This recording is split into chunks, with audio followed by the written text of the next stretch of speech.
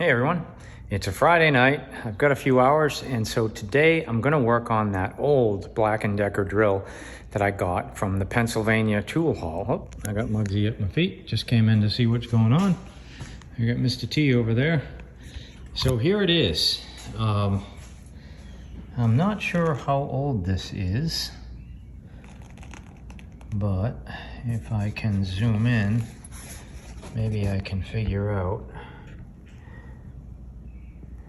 what the model number is. Type L. I only see a type L, unless that is a 7, but it's a type L. 2000 RPM, 3.2 amps.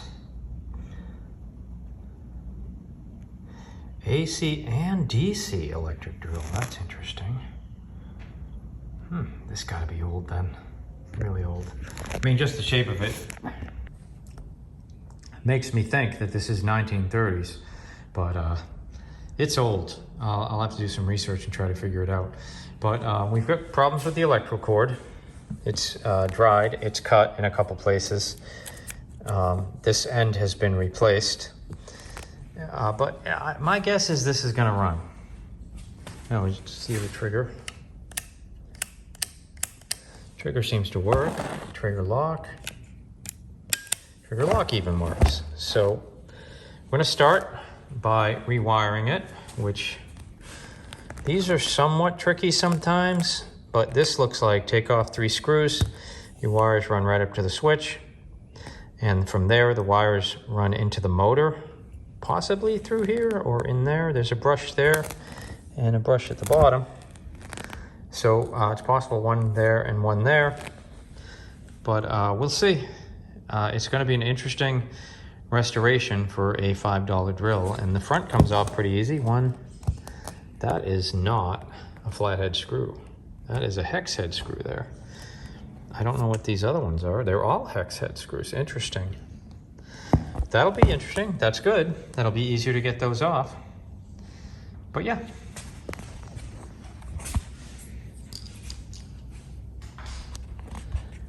So that's our mission.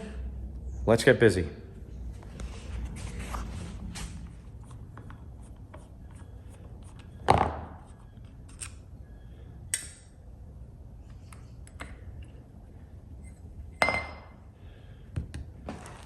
Hey, Muggs.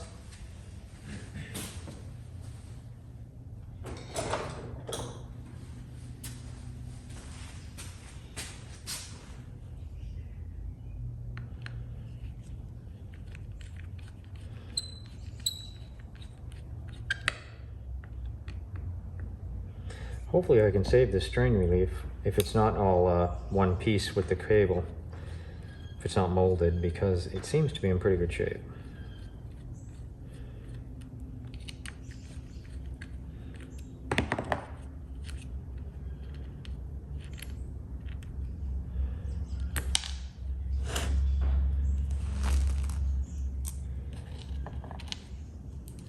All right, I'm gonna cut this cable.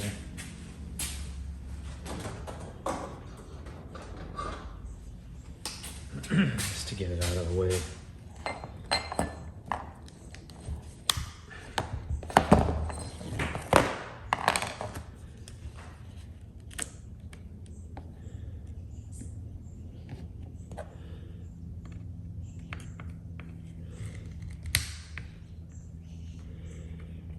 You got 2 screws here holding the switch in, I guess.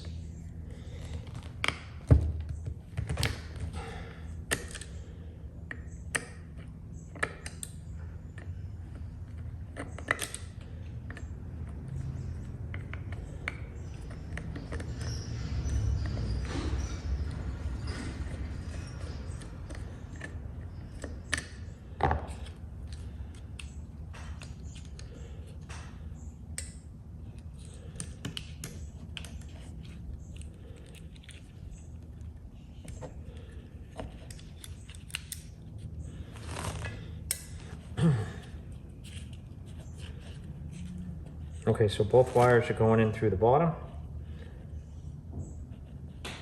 They're not in very good shape at all. Whew. there is a ground wire, interestingly enough. And that is attaching here.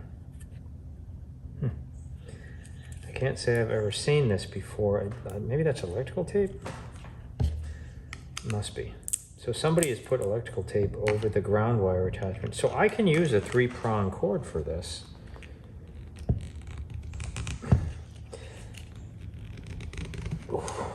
There's a brass screw holding this on. What's up, Rusty? If that orange cat happened to be caught in frame, that's Rusty. He was apparently a stray. A neighbor had been feeding him and they moved. So they asked if I would take him. So I agreed. Unfortunately, I now have too many cats, but he's a good boy. Wow, his screw doesn't want to come out. It's brass too. And it's script.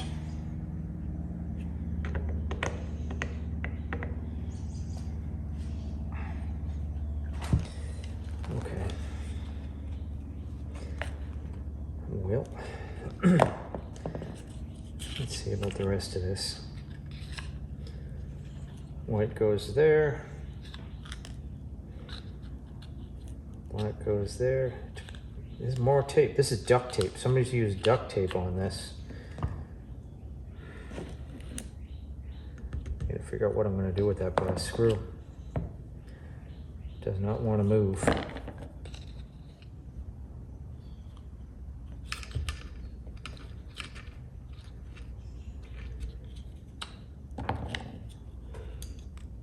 Let's hope these switch wires let go. Yeah, that one let go.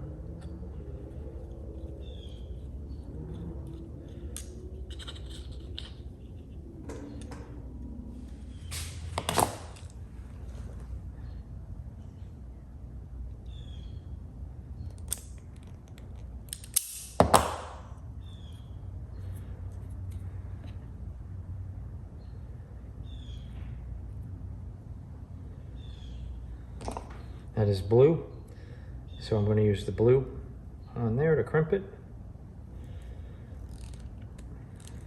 Test it. Good to go. Do the same with white.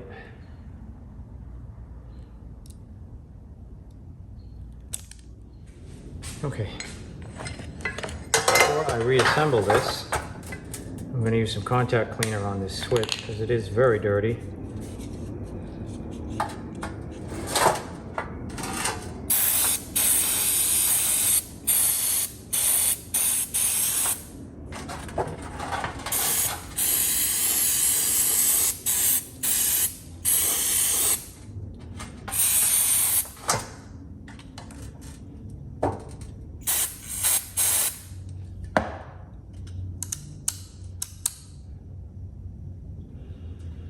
Okay.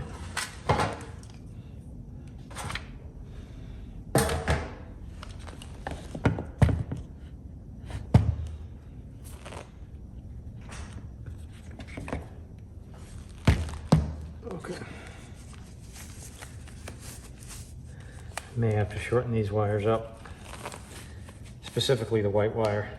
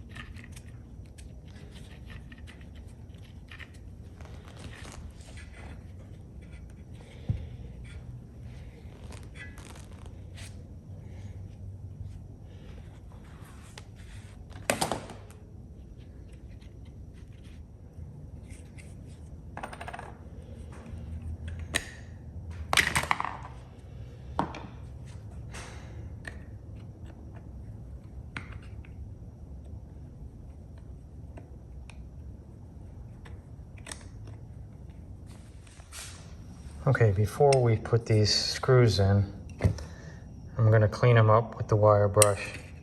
Since we will be polishing this drill, I want the screws cleaned up beforehand. So to do that, I'm just going to put gloves on and goggles, and I'm going to use a bench grinder. Okay, I've got gloves and goggles on.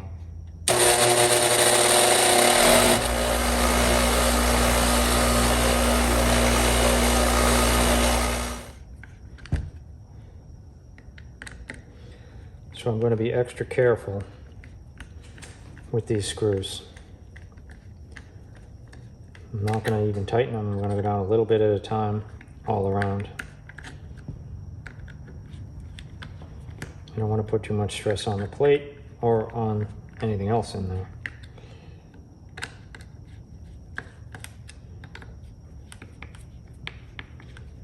Okay, now I'm compressing the rubber. So we're going to go just a little bit at a time.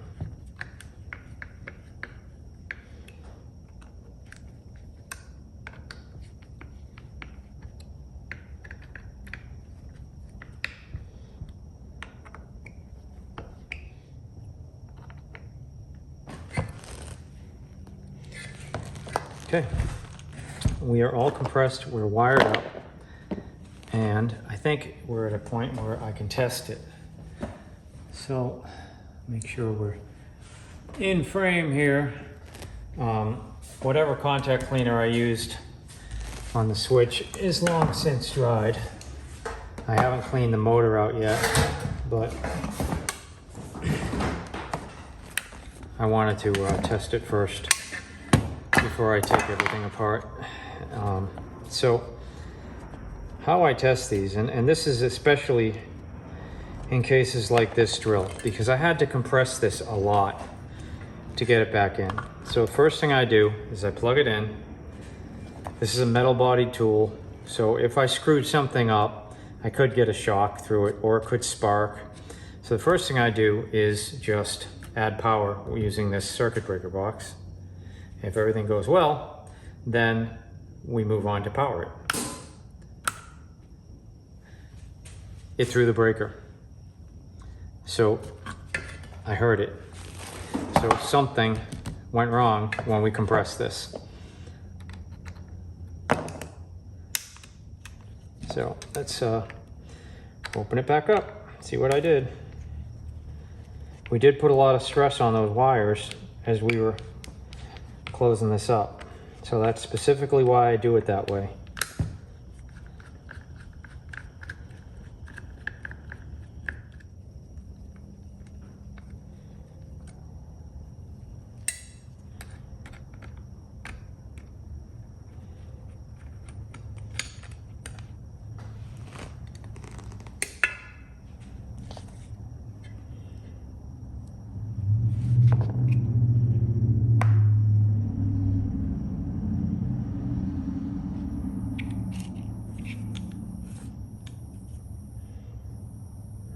It's dirty in here, but everything looks fine.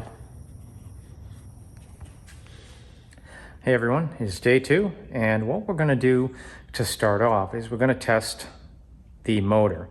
Now, I am about 99.9% sure that the switch is bad since it threw the breaker and it's just plain not working, because these are very simple mechanisms. If you've got power going to that motor, something will happen. But anyway, so what we're going to do, I'm going to watch out for Muggsy because he's in the way. We're going to jump the motor direct. So here's the 2 motor power wires. Now, it's possible that there's a break in these somewhere. I don't think so. But anyway, that's all we're going to do to start here. And, you know, this is, you got to be a little careful with this. You want to definitely use a box, a circuit breaker box, like I'm using right here.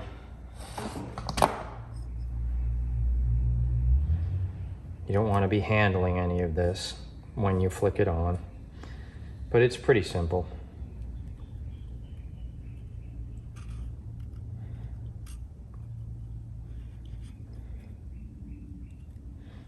So you want to keep these away from each other.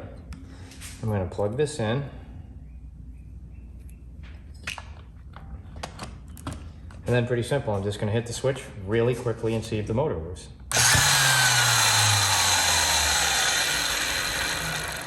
That's it. So unplug the jumper. Let's take the jumper off. And we now know it's the switch. So this becomes an issue. I don't know that we can fix this type of switch, but maybe. I don't know if I can find any type of replacement, though it does have a part number on the back apparently. So here's the switch. It is a pretty simple mechanism. When you pull the trigger, it pushes this pin up, which you see the tab right there. Let me put this down. So this tab here makes contact with this, and that puts power to the wires. All right, I've got an update here, and I think I see what's wrong. This part is completely worn. This other one is not, but you see that other one has more material on the end and it pushes it up, and this does not have that. It's completely worn out, likely from the striker hitting it repeatedly. So the good news is I know what's wrong. I may have a fix for it. I gotta think about it. So when these are installed, you can see how much shorter this one is than the other one. And so that's really the problem. The switch is worn. I just got to think about what I can do to change it. Muggsy, you shouldn't be up here.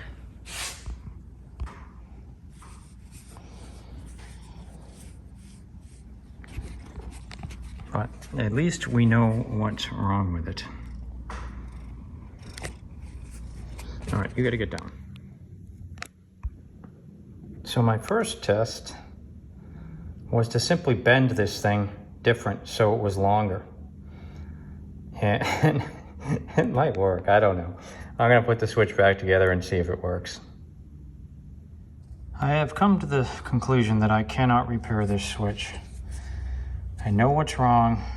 I cannot get this hammer, if that is in fact is what it is, to move this tab here.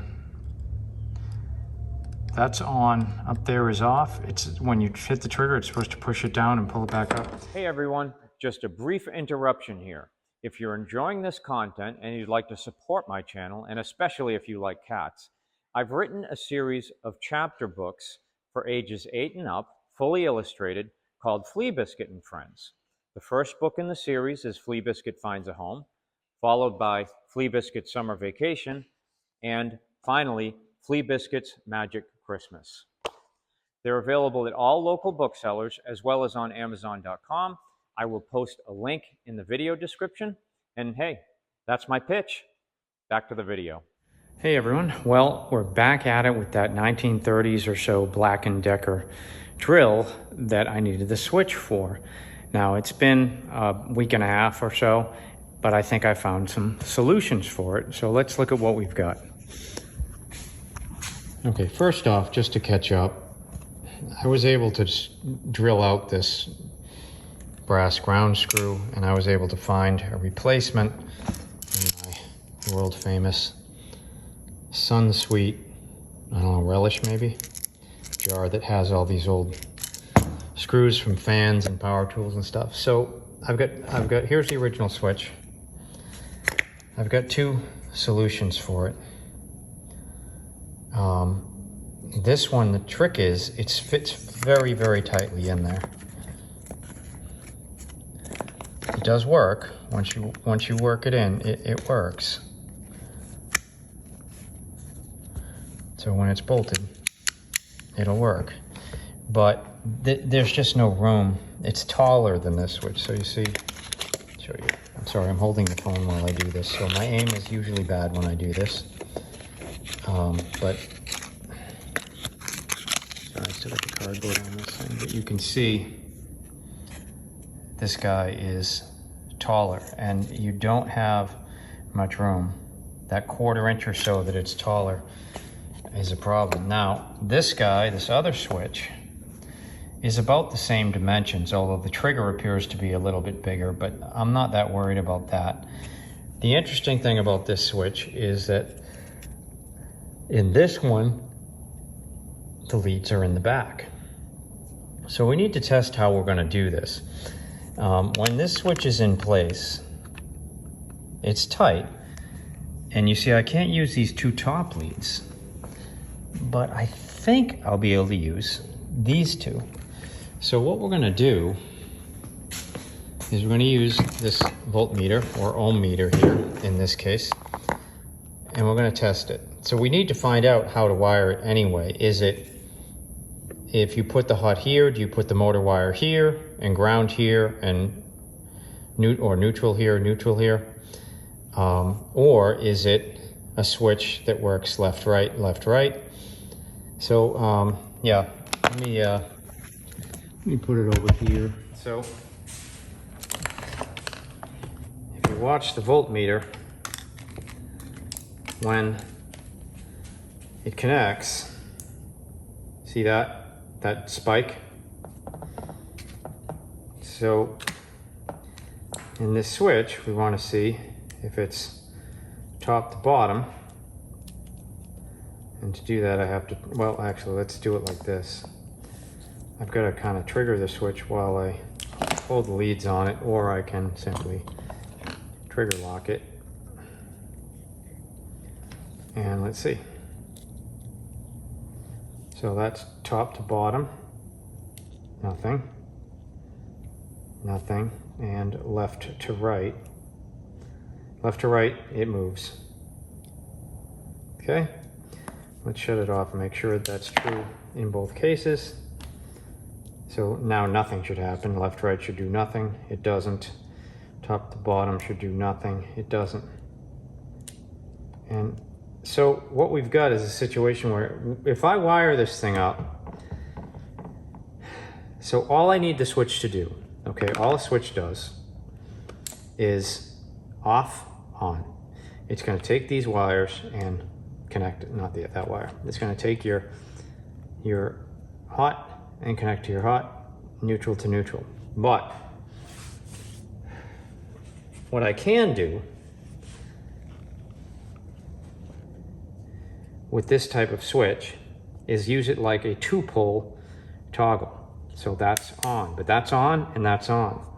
So what I can do is I can hardwire these 2 and connect the switch to these 2, or better yet, I'd hardwire these 2 and connect the switch to these 2. So with it hardwired, those 2 would be connected full time like that. With the switch off, we've got this. Once I put the switch on, the drill will kick on.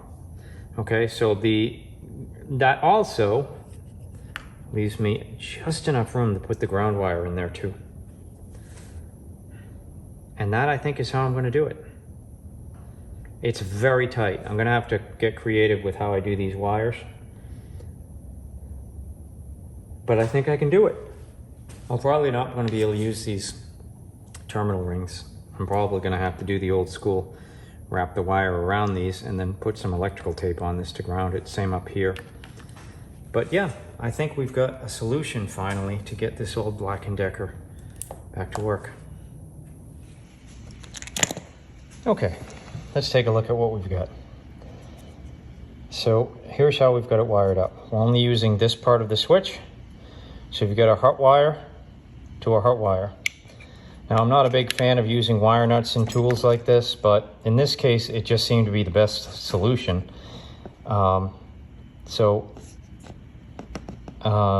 it'll fit right there. And then I've got the grounding terminal secured there.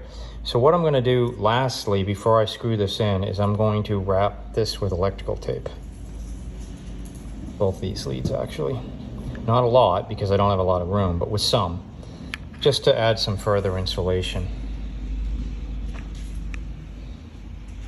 What's up, Mr. T? All right, we're wrapped. It's screwed in. All the wiring will tuck in pretty nicely like that. Strain relief, I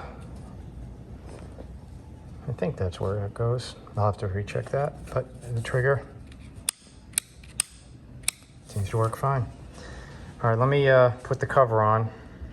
I gotta check this real quick. And then we'll run a test. We're good. And with the cover on, trigger still works. We just don't have a trigger lock, but that's okay.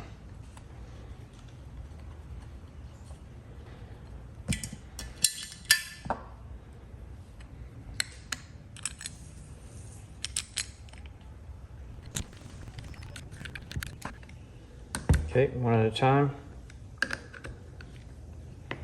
Snug. Snug. A little more.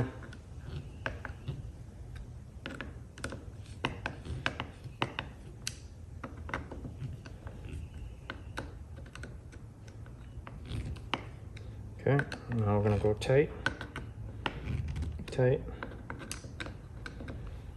tight. Okay, now we can test it. I'm gonna do my normal test procedure, which is we're gonna plug it in and apply power first, see what it does, and then we will trigger it. So first, since I am going to use a makeshift trigger lock on this, I'm gonna apply power. Good. Okay. Okay, we're trigger locked. Let's see if it moves.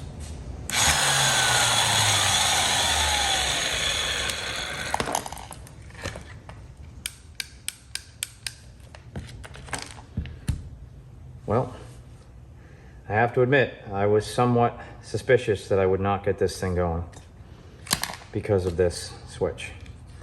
So what I'm going to do is when I'm finished with this, I'm going to save this switch and keep it with it. Oh, we got Rusty walking around in here.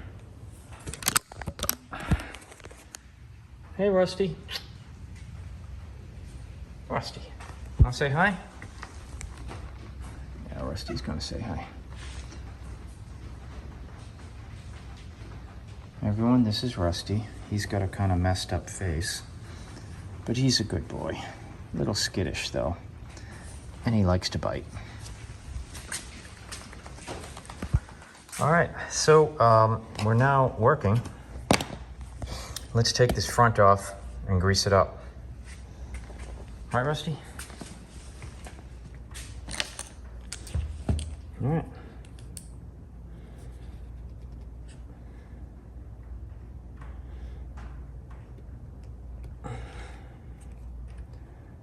Well, they don't want to move, but there's one.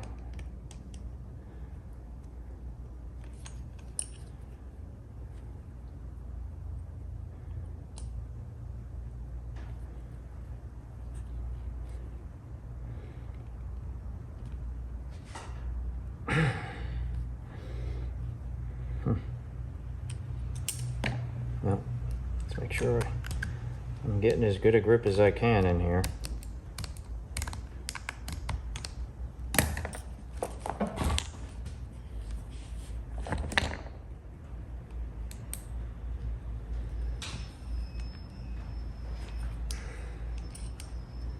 Two. Well, I'm glad these were hex screws because that would be a bit tricky getting that out with a regular screwdriver because these are in tight. All right, this guy was full of crud. Let's see if we got enough out.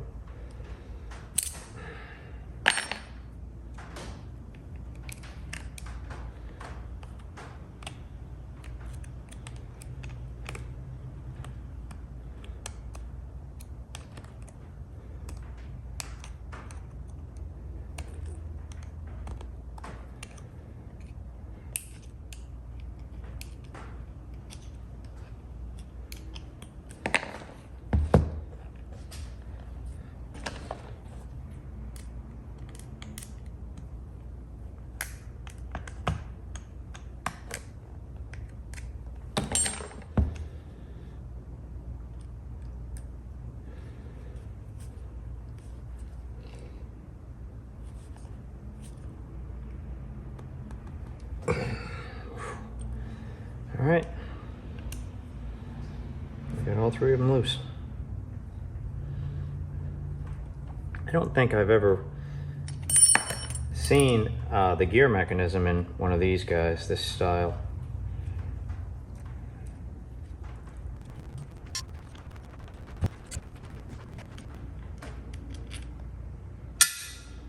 Okay, so when I take this apart, I don't really want to pull the whole motor out.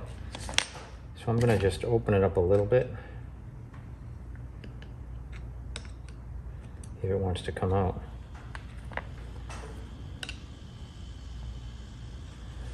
Slowly.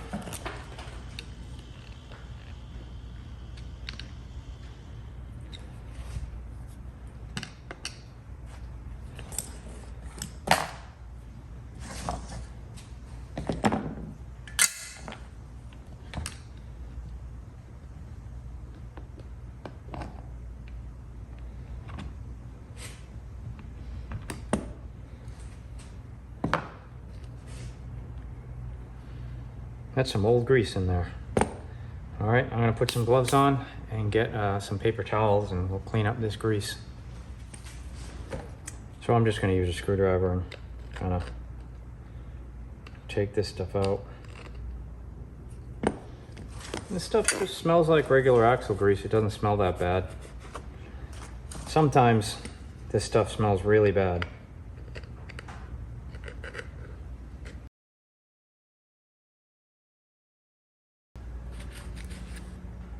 Unlike when there's gunk in the motor, you do not need to get 100% of this grease out, but you want to get most of it,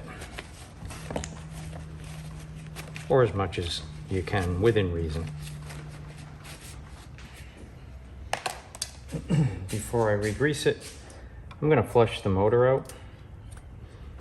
So I'm going to take these two panels off, and while they're off, I'm going to probably paint them. But while they're off, I am going to clean the inside of the motor because there's a lot of junk in there. And then we're going to have to let it dry out.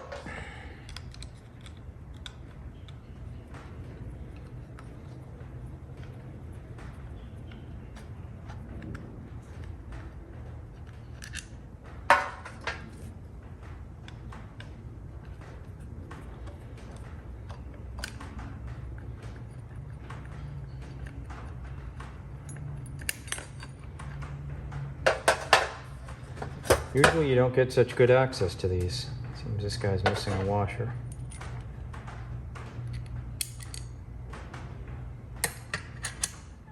What's up, Rusty? You're hanging around today, huh? Oh, no. All right, you gotta leave though. All right, so what I'm going to use is dry lube. This is not regular WD-40. I have to say this in every video. You do not want to spray WD-40 in your motors. This, on the other hand, it does a very good job of cleaning everything up in there.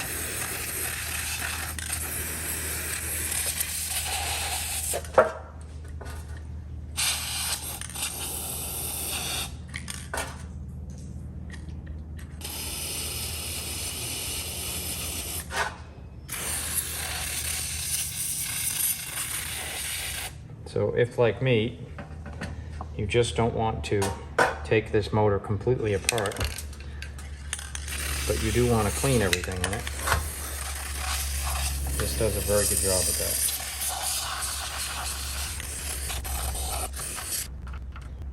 that. And it will dry clean.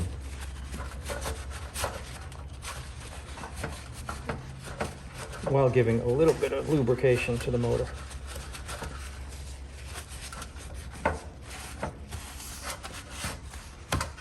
Alright, that's going to take a little bit longer to clean, but while we do that,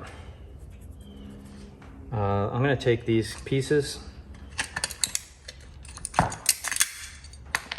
and paint them. To paint these, I'm going to use Rust-Oleum Hammered Black. I can get the cap off. It requires a lot of shaking, but does not require primer.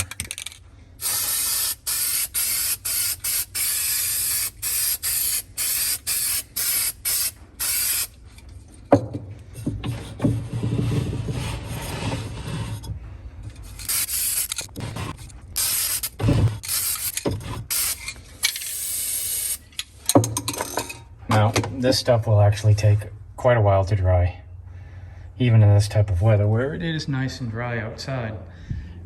It's going to take it minimum a day to cure, and really a week to fully cure. I probably should have polished this before I painted those two pieces, but we'll figure out a way around that. Let's grease it, and to grease it I'm going to use Super Lube, because I can just scoop it in here and it'll work fine. It's good stuff, highly recommended by a lot of manufacturers, but you don't need to use this. You can actually just use regular axle grease, which is what was in here. And to grease it is pretty easy.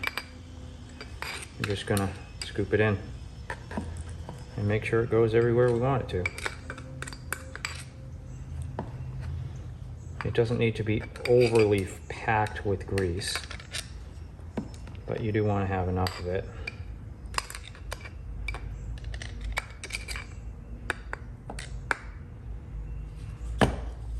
And you want to grease these gears as well, just to make sure when it all goes together that everything is covered.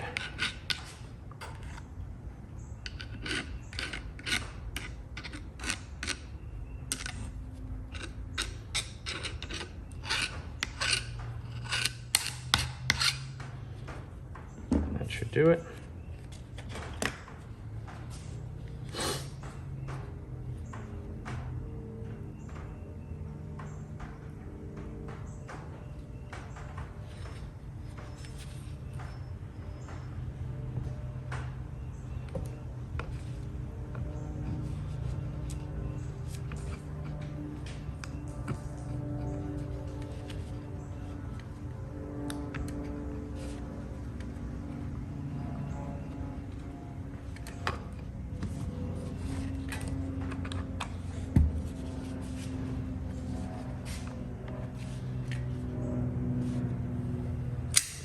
I've wire brushed these.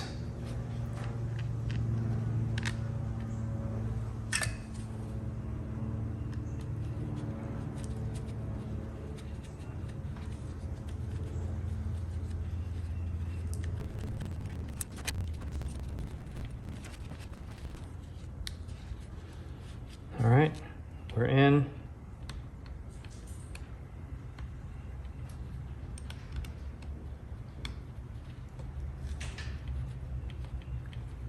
Okay, I'm gonna snug it. Snug.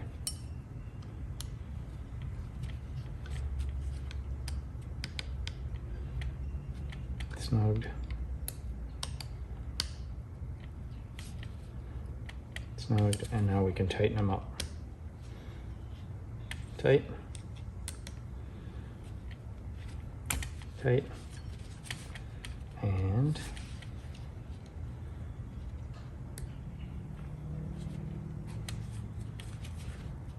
tight. Don't want to go too tight. All right, so I'm gonna do some more cleaning up of getting all this dirt out of here, and then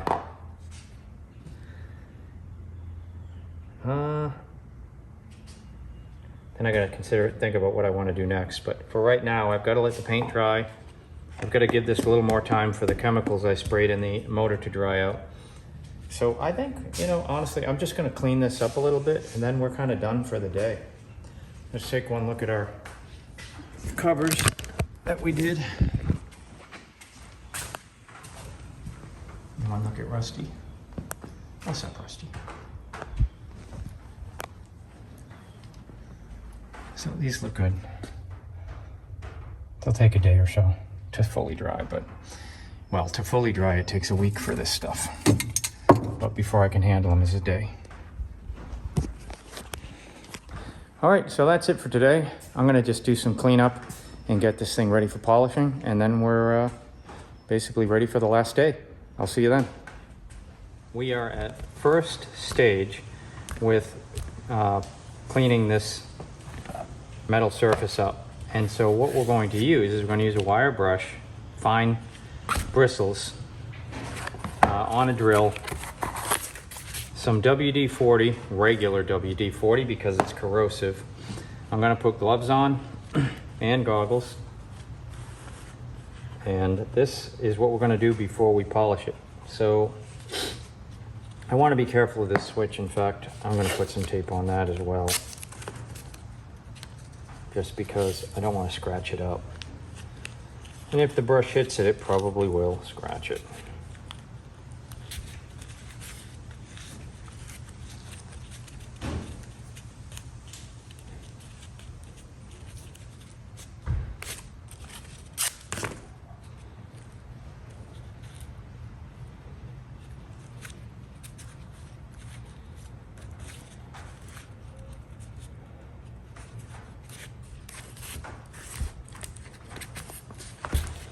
All right, so pretty easy thing to do. We just spray some WD-40 on there. And the reason why I'm doing this is because WD-40 is corrosive.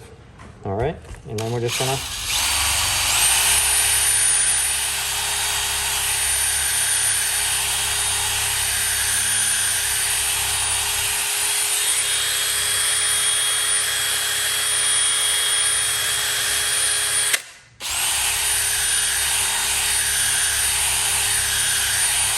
let me get a rag. I'm gonna wipe a little bit of that off.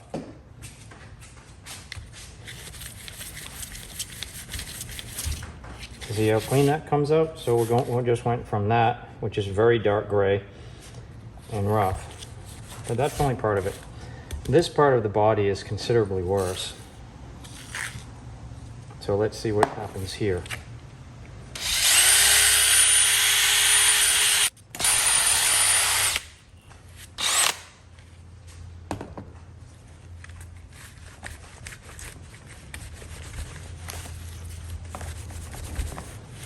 Not bad for a few seconds, huh? We went from looking like that to like that.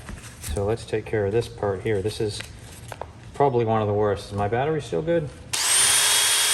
Yep, I thought it was kicking out on me.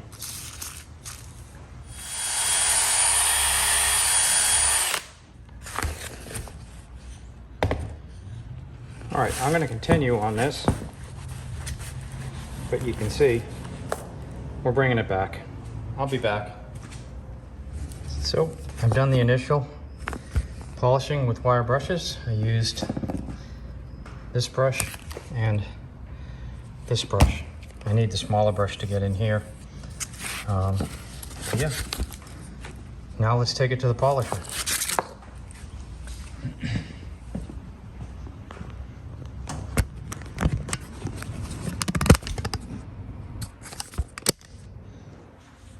Pretty simple. I've got gloves on still and my goggles. I'm going to use a pretty heavy, this red is pretty abrasive. Make sure we're in frame here.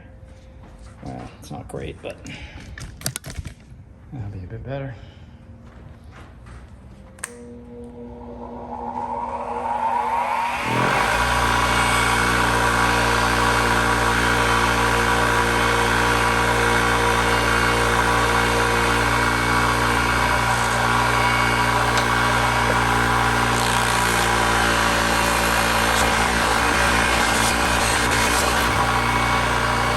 Nice how it's coming out.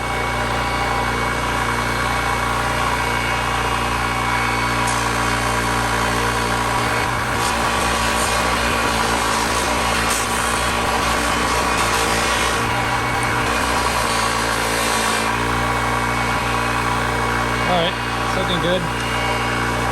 I'm gonna do the handle and then I'll be back with a hand polish. All right, last phase in the polishing process before I tackle the chuck is a hand polish. And if you've watched my channel, you've heard me say this before. Never underestimate the power of a good hand polish and a buffing after. And mainly, the heavy polisher that I was just using works great, but it also will burn a bit of the polish into the metal. And this will clean all that up. And so with just a few rubs, you get all that black off. and the shine starts to come through. See that? Now, as I always say on these things, you can take these as far as you want. I don't take them too far, but you could get this to shine like a mirror if you really wanted to sit here for another 4 hours and just keep polishing it. But I like to bring them to a reasonable state where they would probably have looked when they were pretty much new and in use.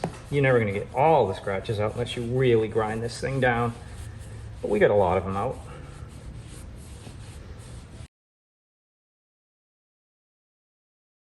I guess at this point we can take this tape off.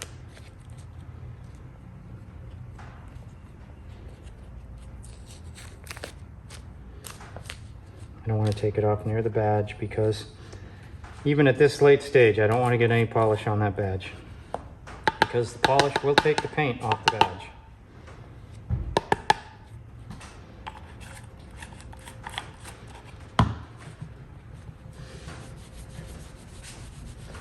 You can use car wax on the badge, but not polish.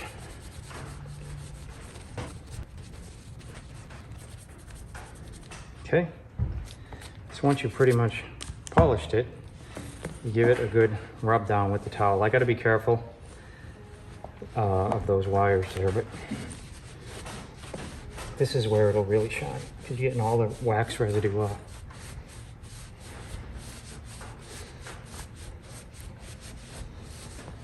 At this point, I can take this tape off too. Well, I'll take it off.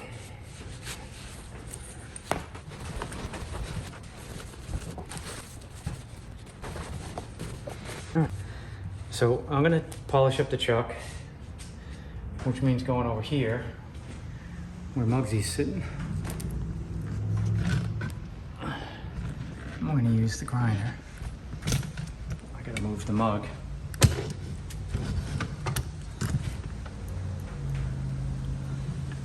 Come on, Mugs. Come on. Oh, someone told me to tell Mugsy. Psst, psst, psst, psst, psst, psst, psst. There you go. There's your response. All right, Mugs? Come on.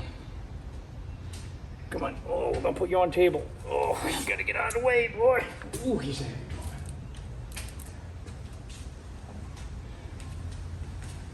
Normally, I will run the drill while I do this. Let me put my goggles on. But because I've got these plates to still put on, I'm not going to run the drill. I'm just going to move it around because this chuck really isn't in bad shape anyway. Let's bring the forks out.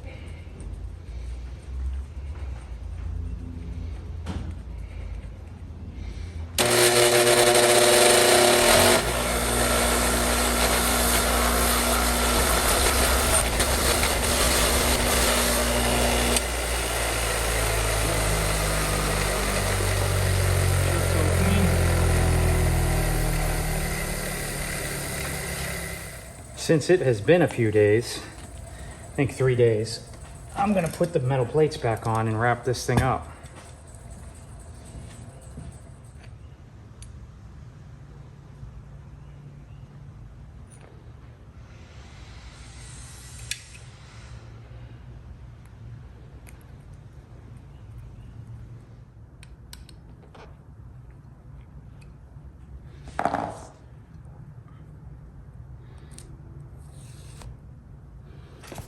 Okay.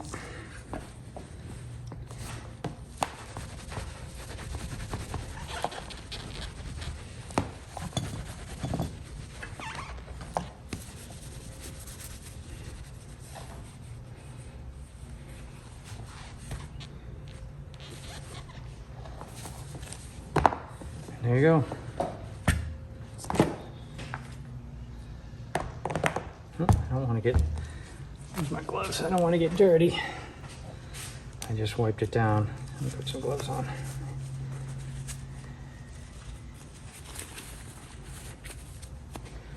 There you go. Looks good. Truck looks good. Now, I don't recall, I started this one a while ago. I don't recall if I had a key with it. But let me see if I can find a chuck key and I'll be right back. All right, I found a key that fits it. Rip some polish off this cord and we're done. Oh, I'm sure you want to hear it run now that it's all polished up. And it's a good idea to test it since we've been knocking it around and polishing it and all that. So again, what I always do when I test these, this box power switch is off. I plug it in, power it on, nothing happens, we're good to pull the trigger.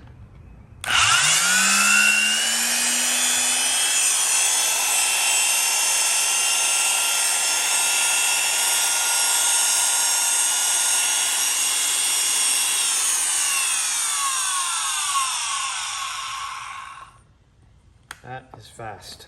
I wonder what it says the RPMs on this thing. 2,000 RPMs? Yep, 2,000 RPMs. Black & Decker.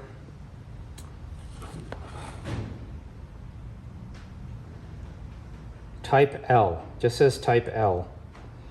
So Black & Decker Type L. Not sure how old it is, but there you go. We brought it back to life. I'd say it's ready to work, but this thing is pretty old. Well, that switch is good now. Has a modern plastic insulated switch, so it's pretty safe. Feels good.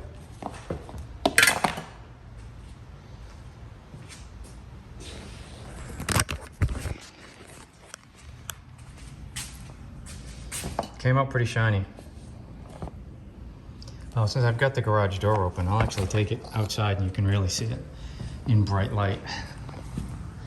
Usually you can't see them in here with this, with light this bright, but there you go. You can see how shiny it really is. It is bright. Pretty good. I didn't spend much time polishing it. Maybe put 20 minutes into it.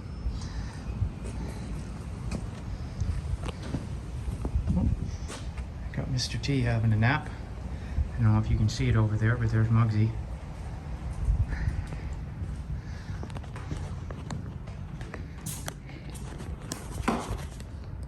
All right, that's it. We have brought this old 1930s or 40s Black & Decker back to life.